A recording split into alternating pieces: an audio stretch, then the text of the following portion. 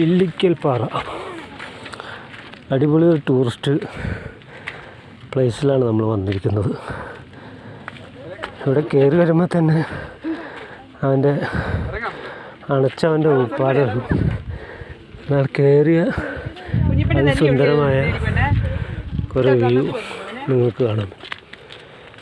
അതിസുന്ദരമായ ഈ വ്യൂവിലേക്കാണ് നിങ്ങളുടെ കാഴ്ചകൾ ഞാൻ കൊണ്ടുപോകുന്നത്.